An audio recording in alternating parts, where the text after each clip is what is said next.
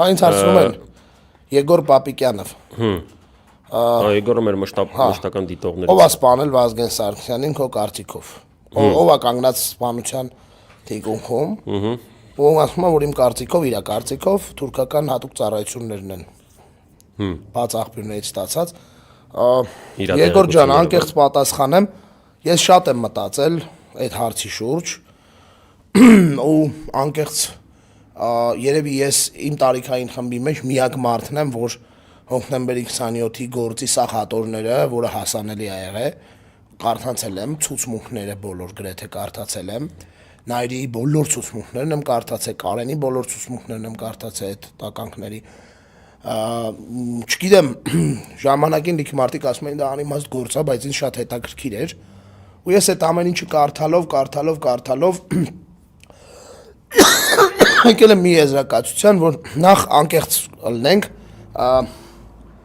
երբ այդ ժամանակ, այդ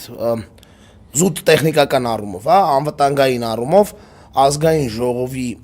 մուտքի վերահսկողությունը եղել է ոստիկանության ենթակայության տակ։ ԱԱԾ-ինը չի եղել, ու մի քանի անգամ ես տեղյակ եմ, որ առաջարկ ա եղել Կարեն Սերոփիչին, որ այդտեղ անվտանգությունը ուժեղացնեն, բայց քանի որ Կարեն Սերոփիչը եղել է անդրդվելի այդ առումով ու նաև շատ ժողովրդական մարդ, ոնց օրինակ Վազգենը, որ առանց տիկնապայի էր ման գալիս միշտ, իրանք չեն ունեցել այդ բանը,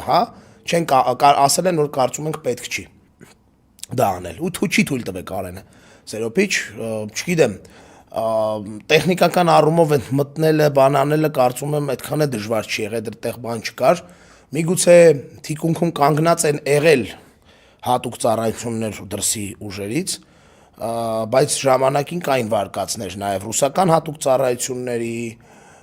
թուրքական հատուկ ծառայությունների, ֆրանսիական անգամ հատուկ ծառայությունների, այսինքն սենց ինչ-որ բաներ եղել են, բայց ես անկեղծ կխուսափեմ կարծիք ասելուց, որակի կասեմ մի բան, որ իմ խորին համոզմամբ Վազգենին ու առհասարակ հոկտեմբերի 27-ի թիկունքում կանգնած էր մթնոլորտը, այն մթնոլորտը,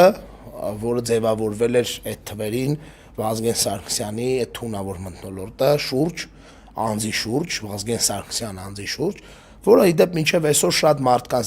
պարագայում տեսանելի է այդ մարդկանց, օրինակ մարդ կա, անունը չեմ տա բնականաբար, դուք ձեզ շատ հայտնի մարդ է, որ այդ ժամանակ եղել է ԱԺՄ-ի հետ ասոցացված, անգամ այդ ցույցերի 96-ի հետևանքով տուժել է, մի խոսքով, այդ մարդը անգամ մինչև այսօր խոսում են, օրինակ, որ ախպեր Վազգենը ստոհակ ա եղել, էս ա եղել, այն ա եղել, այսինքն դուք պատկերացնեք այն ժամանակվա մամուլն ինչ ա արել, ու դեպ մենք դրել ենք, օրինակ, Նիկոլի արածները, Նիկոլը ինչ ա արել, կտորմը կամուֆլյաժ, նոր տարուն նվեր տվեցին դագաղները իրանց երեխեքին մերին, ինչ ասես, այսինքն այդ մթնոլորտը մեծապես նպաստել է նրան, որ հոկտեմբերի 27-ը տեղի ունենա, ու ասեմ ձեզ, ինձ ասում են, որ մինչև այսօր Նայիրի Հունանյանն ասում է, ուր է իմ մեդալը ախպեր, մեդալս ուր է ախպեր, ես հերոս տղա եմ, նայեք ինչ եմ, ինչից եմ ձեզ փրկե, այսինքն այս շատ վատ բան է, ու իրականում մի օր ասեմ ձեզ, ես վստահ եմ, որ այդ գործի ամբողջական բացահայտման համար ամեն ինչ արվել է, ասեմ ավելին այն ժամանակ